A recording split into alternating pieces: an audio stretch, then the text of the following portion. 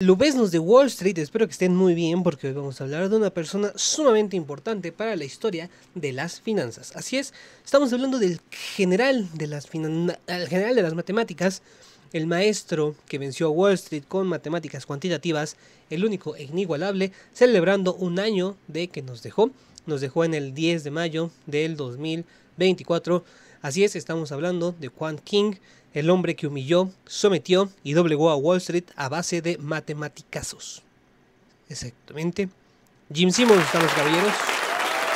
Tenemos que empezar por el principio, hablando de que su nombre completo es James Harris Simons, nacido el 25 de abril de 1938 en Newton, Massachusetts, Estados Unidos. Jim Simons nació en una familia judía de clase media en Newton, en un suburbio de Boston. Desde muy joven mostró un gran talento e interés para las matemáticas.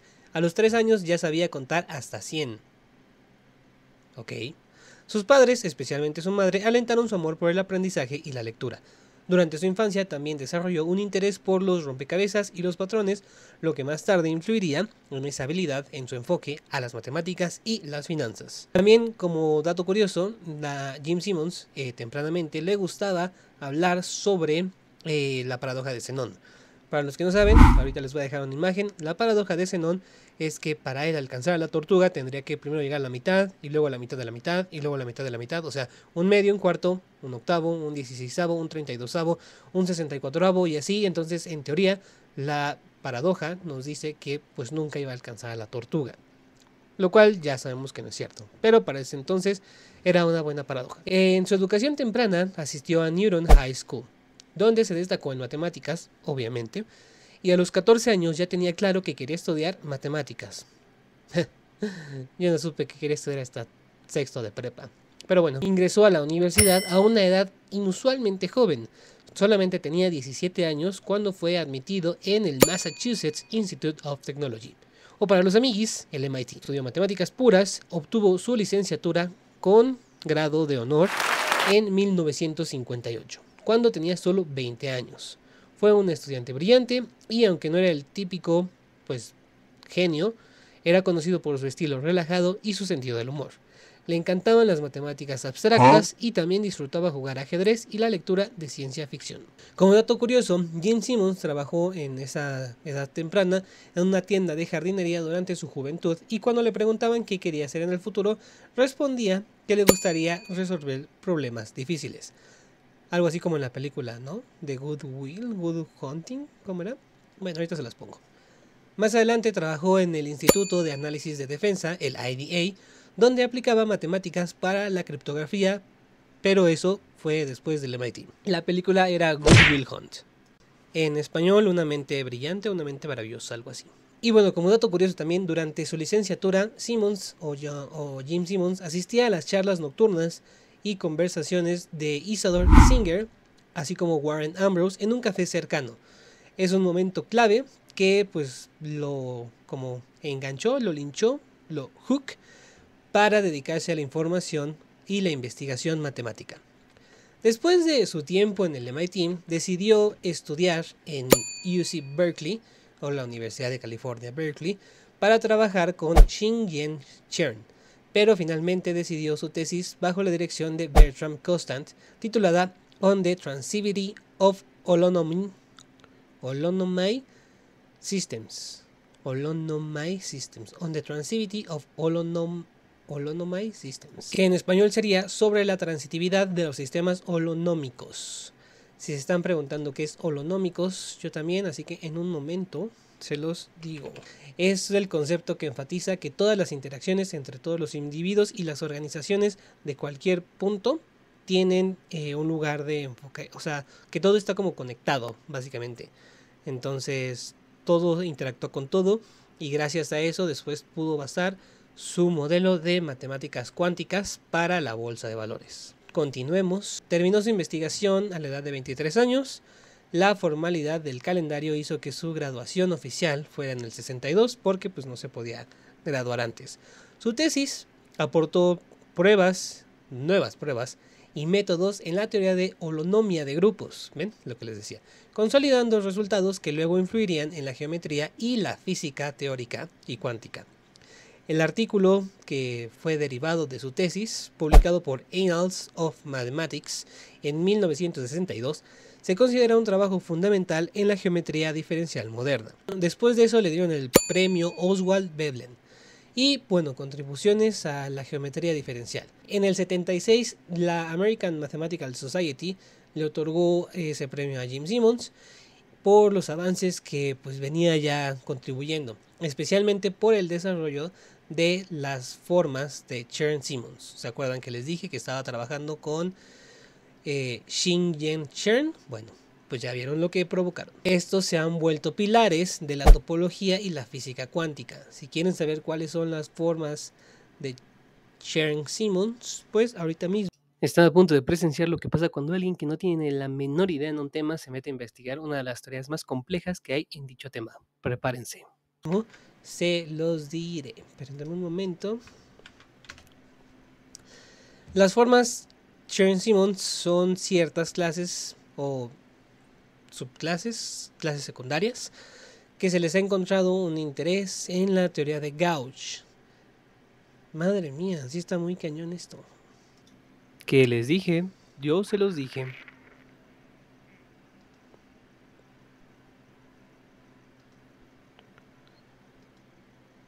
Sí está muy heavy, ¿eh? Lo sé porque yo no lo estoy entendiendo. Mejor les evito la molestia y lo pongo en velocidad muy veloz. Madre mía.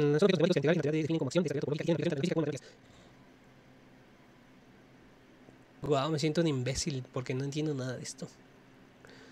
Son un tipo específico de clases características que son objetos matemáticos que describen la estructura topológica de ciertos espacios geométricos como fibrados vectoriales. Madre mía. Nunca me hubiera contratado a Jim Simmons si estuviera vivo para su... para su... Renaissance Technologies. Pero bueno, lo sé que fue doloroso de ver. Lo sé porque yo lo tuve que ver varias veces porque lo estaba editando. Total de que este galardón reconoció tanto su trabajo teórico en variedades mínimas como sus innovaciones.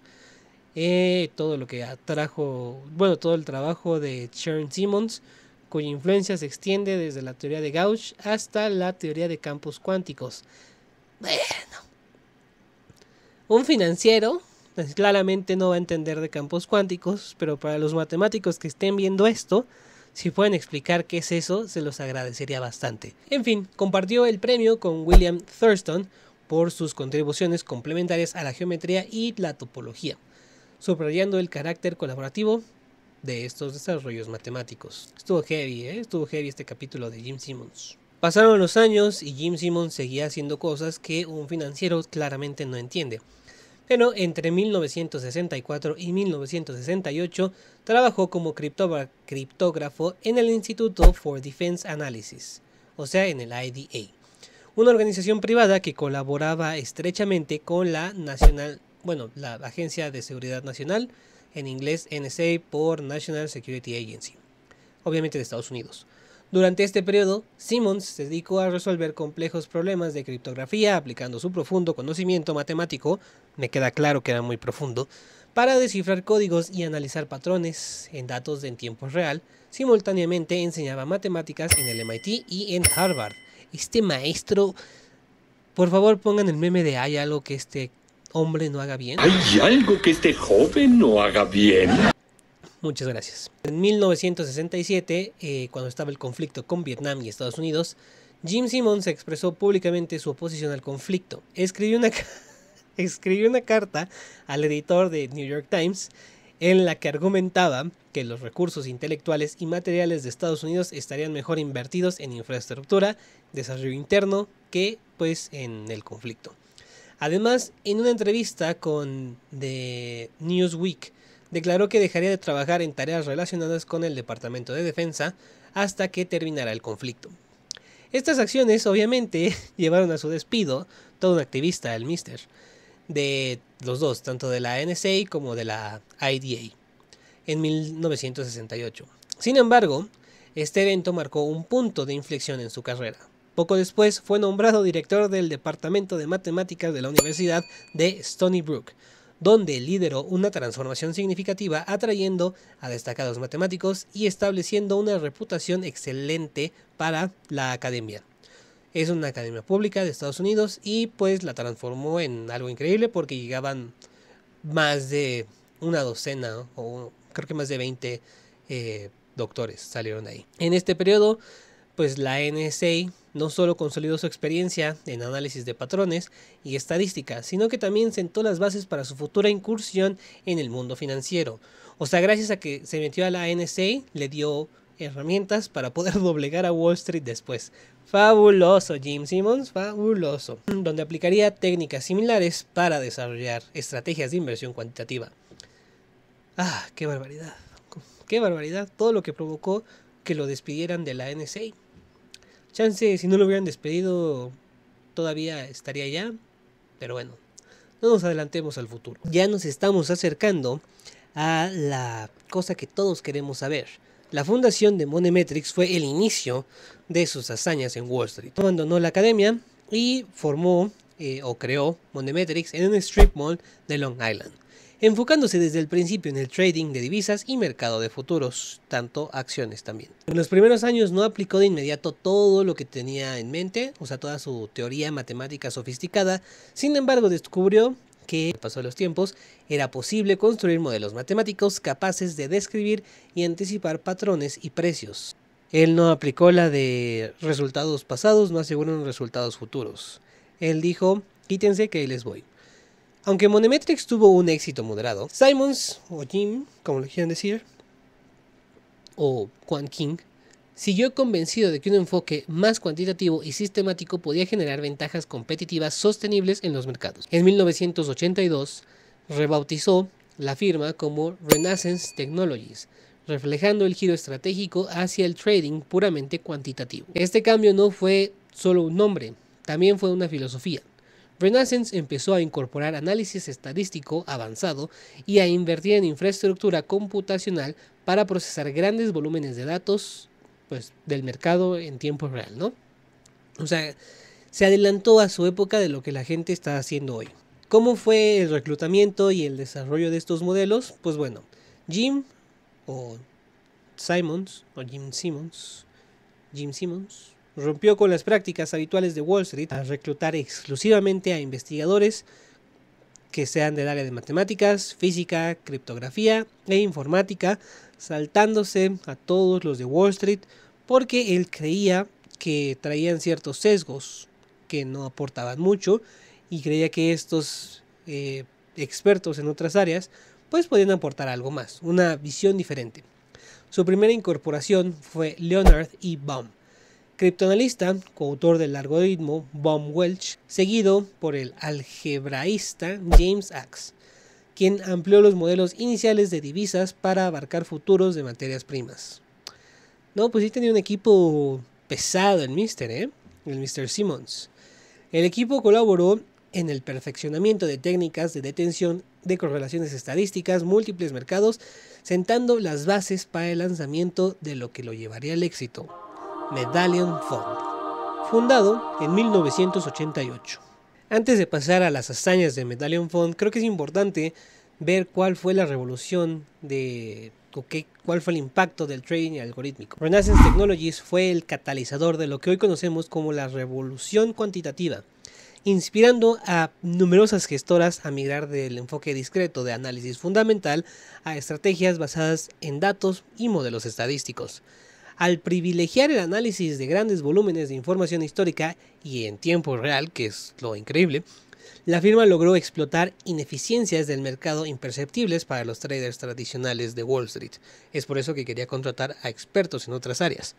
El éxito que tuvo tanto Renaissance Technologies como Medallion Fund, con rendimientos netos más o menos del 62% anuales, entre 1988 y 2018, demostró la eficacia de estos métodos y motivó a gigantes como Goldman Sachs y Morgan Stanley a incorporar equipos cuantitativos internos. La infraestructura que manejaban en Renaissance Technologies, estableció uno de los primeros laboratorios de trading equipados con potentes ordenadores y sistemas de almacenamiento para procesar datos del mercado en tiempo real. Esta inversión temprana en infraestructura permitió el desarrollo de pipelines de datos robustos. Pipelines son pues, líneas, o sea, como bases, esenciales para alimentar los modelos predictivos con información limpia y actualizada. Es obvio que iba a pasar, que otras firmas imitaron este modelo generando una carrera por adquirir mayor capacidad de cómputo, fuentes alternativas de datos, señales satelitales y obviamente pues gente que le supiera a eso de las matemáticas cuánticas. ¿Qué innovaciones trajeron esto? Pues bueno, los modelos cuantitativos de Renaissance no solo se centraban en generar señales de compra y venta, sino que también en cuantificar los riesgos con precisión mediante simulaciones de Monte Carlo y análisis correlacionales multidimensionales. Esto estaba en otro nivel, sinceramente. Para su época todavía para esta época es un nivel bastante alto, pero en esa época, wow. Y al diversificar estas posiciones en cientos de mercados y horizontes temporales, la firma, o sea, Renaissance Technologies, pudo minimizar lo que sean los drawdowns, no sé cómo en español, como los bajones, por así decirlo, y maximizar la consistencia de retornos. Este enfoque sistemático de control de riesgos se convirtió en un estándar en la industria, mejorando la resiliencia de fondos frente a la crisis como pues la del 2008 o la del 2020. ¿Cómo transformó esto al talento de Wall Street? Simmons rompió con una tradición de contratar exbanqueros, traders senior, prefiriendo a matemáticos, físicos, criptógrafos e informáticos, como ya comentamos. Estos perfiles eran puramente académicos. Este cambio de paradigmas creó un nuevo nicho laboral, con universidades ofertando programas específicos en finanzas cuantitativas para satisfacer la demanda. Lo que podemos ver aquí en México, como lo que está haciendo el ITAM, por ejemplo. Hoy muchos de esos quants ocupan puestos clave en gestoras, bancos, startups financieras, fintechs, y obviamente esto consolidó el triunfo del modelo cuantitativo científico en el sector financiero. Ahora, ¿qué pasó después? Pues hubo una proliferación de fondos cuantitativos. A comienzos del 2019, los fondos cuantitativos representaban casi un tercio de todas las transacciones bursátiles, el doble que en 2013. Obviamente esto es un reflejo directo de la industria y de la influencia que trajo Renaissance Technologies. Firmas como Two Sigma, D.E. Shaw y AQR surgieron con este contexto adoptando variaciones del enfoque de Simmons para competir en retornos y todavía hacer la tecnología más sofisticada.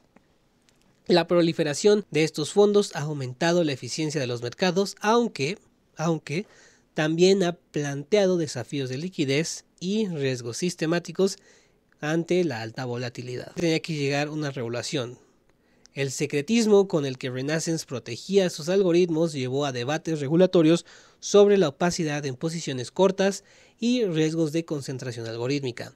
En el 2008, la firma le envió una carta a la SEC oponiéndose a la divulgación obligatoria de posiciones cortas, argumentando que esto perturbaría la dinámica del mercado. Estas tensiones impulsaron las regulaciones a incrementar la supervisión de estrategias de alta frecuencia y modelos automatizados tras sucesos como el flash crash del 2010. Por si no saben lo que es el flash crash, ahorita se los decimos. Flash crash fue hecho se le echa la culpa al trading de alta frecuencia.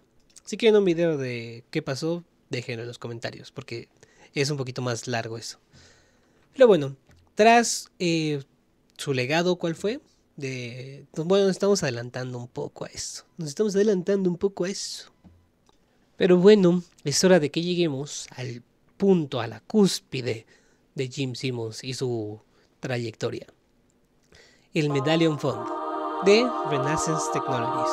Este es considerado un hedge fund o un fondo de cobertura de los más exitosos y enigmáticos en la historia financiera. Desde su creación en 1988 ha sido exclusivo para empleados y ex empleados de la firma. Esto para mantener los secretos y sus estrategias internamente. El rendimiento excepcional desde 1988 y hasta 2021 que logró el Medallion Fund es un rendimiento bruto más o menos del 66% y un rendimiento neto más o menos del 39%. Para que se den una idea, estos son anual, pero para que se den una idea, anualmente un buen rendimiento se considera entre el 10 y el 12%. Un excelente rendimiento se considera del 15 al 18%. Esto, ya vieron sus números, ¿no? 39%. Superando ampliamente al Standard & Poor's, claramente, este desempeño ha generado más de 100.000 millones en ganancias acumuladas y por eso se posicionó como una de las máquinas de generación de riqueza más efectivas. ¿Qué estrategias usaban? Usaban estrategias quant o cuantitativas avanzadas. El éxito del fondo se basa en uno de los más, o el uso intensivo, por así decirlo, de modelos matemáticos y estadísticos para identificar patrones en los datos de mercado. Utiliza técnicas de aprendizaje automático y análisis de grandes volúmenes de datos para ejecutar operaciones de alta frecuencia. O sea, casi, pues sí, esto es lo que es cuantitativo. Además, ha incorporado variables no tradicionales. ¿Cuáles te estarás preguntando tú? Bueno, datos climáticos y tráfico satelital en sus algoritmos, lo que pues en su época fue algo inédito y fue un pionero en hacer eso. Ahora, el chiste de mantenerlo exclusivo y secreto es que desde el 93, Medallion Fund ha estado cerrado a inversionistas externos. Como mencioné, únicamente permite la participación de empleados y ex empleados, obviamente de Renaissance Technologies. Esta exclusividad permitió a la firma mantener sus estrategias en secreto y pues era lo que a nadie le gustaba y por eso fue el problema con la SEC. ¿Qué impacto tuvo? Pues ya vimos todo lo que le dio a la industria financiera, ¿no? Su éxito demostró que los mercados pueden ser analizados y pueden ser aprovechados mediante métodos científicos rigurosos, cambiando la forma en la que muchas firmas abordan la inversión. Es momento de tocar una de las partes que para mí es de las más importantes de Jim Simons, que es su legado y sus principios de filantropía. Jim Simons, además de ser un matemático y un gestor de fondos de cobertura, o bueno, un gestor de hedge funds, para que se oiga más nice, para que se escuche más nice, dejó un legado duradero en la ciencia y la educación a través de esta filantropía. En 1994, junto con su esposa Marilyn Simons, obviamente, fundó Simons Foundation, una de las organizaciones filantrópicas más influyentes en el ámbito de las ciencias básicas y aplicadas.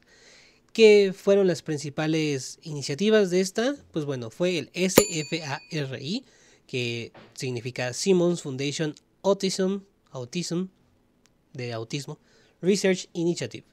Lanzada en 2003, SFARI, por sus siglas, tiene como objetivo avanzar la comprensión científica del autismo y los trastornos del neurodesarrollo relacionados con este.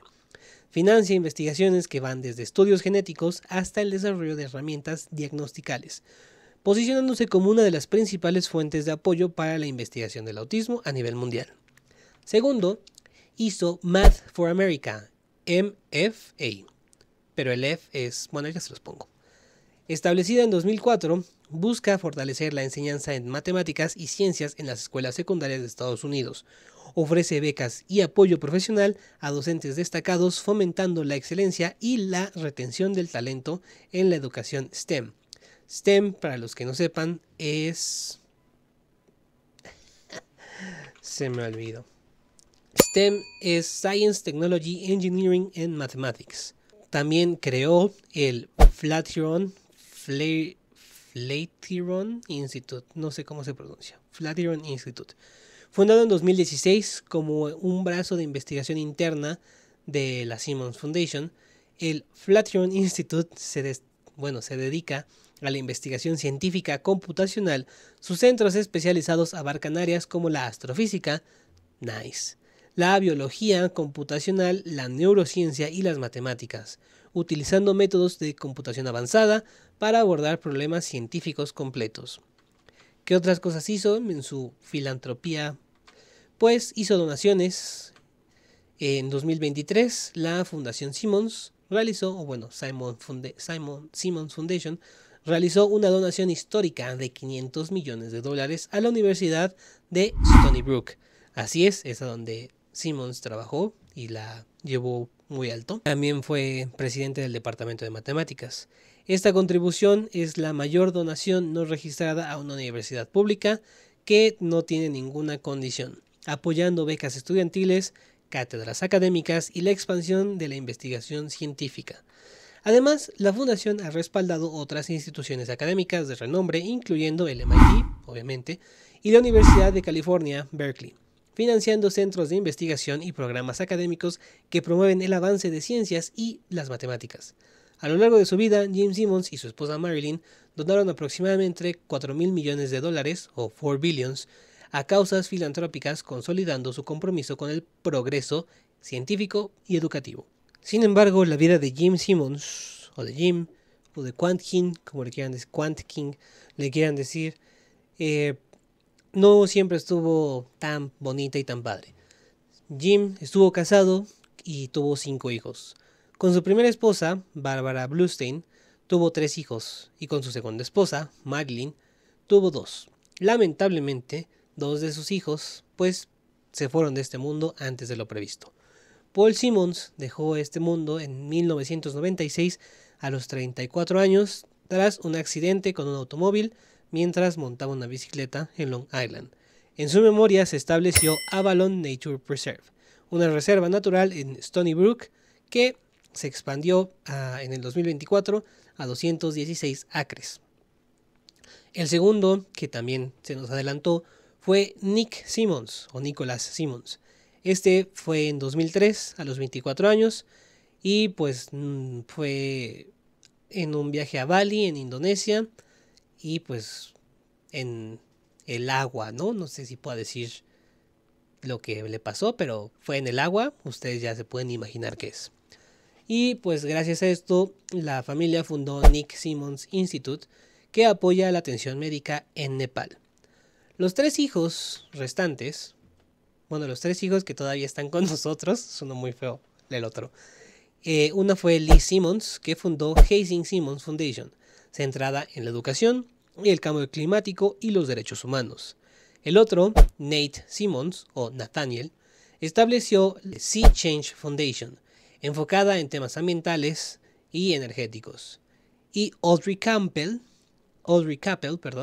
creó la Foundation for Just Society, que promueve los derechos de las mujeres y las niñas. Pasando esos amargos puntos de la vida de Jim, él tenía una filosofía de vida, ¿cómo decir? Evitaba la atención pública, justificaba su aversión a la publicidad citando al burro Benjamin, el de Rebelión en la Granja de George Orwell. Una cita que decía era: Dios me dio una cola para espantar a las moscas, pero habría preferido no tener cola y no tener moscas. Esta cita reflejaba su deseo de evitar las molestias que era la fama, que conllevaba la fama. Tuvo un yate que se llamaba Arquímedes. Simmons era propietario de este yate de lujo de 68 metros construido por Royal Van Lent en 2008, diseñado por John Mumford, y el yate combinaba elegancia clásica con tecnología moderna y era considerado uno de los superyates más destacados de su clase.